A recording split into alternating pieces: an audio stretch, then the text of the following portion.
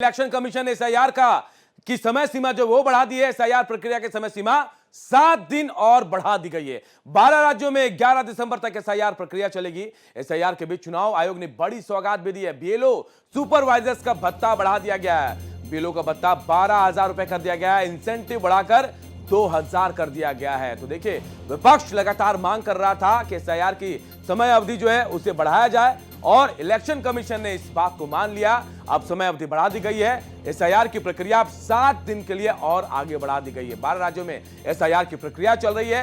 11 दिसंबर तक अब एसआईआर की प्रक्रिया होगी, यानी 11 दिसंबर तक आप अपना फॉर्म भरकर जमा कर सकते हैं। एसआईआर के बीच चुनाव आयोग ने बड़ी सौगात जो है वो लोगों को दी है। जो कर्मचारी हैं, जो बीएलओज हैं, जो सुपरवाइजर्स हैं, उनके लिए उनका भत्ता बढ़ा दिया है। जी हां, अब 12,000 रुपए बीएलओ को 12,000 का भत्ता दिया जाएगा। इंसेंटिव भी 2,000 कर दिया गया बढ़ाकर। ये बड़ी सौगात चुनाव आयोग की तरफ से, क्योंकि लगातार एसआईआर को लेकर विपक्ष सवाल खड़े कर रहा था।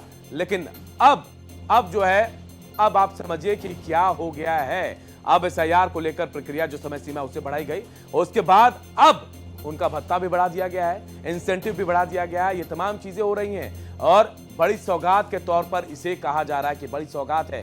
लेकिन हम आपको पूरे ग्राफिक्स के जरिए आपको बताने की कोशिश करते हैं कि क्या प्रक्रिया है, क्या प्रोसेस है, कैसे है। बीएलओ को डबल सैलरी मिलेगी। चुनाव आयोग ने बीएलओ की सैलरी बढ़ाई है। बीएलओ की सैलरी 6,000 थी पहले, लेकिन अब कितना मिलेगा? डबल, यानी 12,000 रुपए।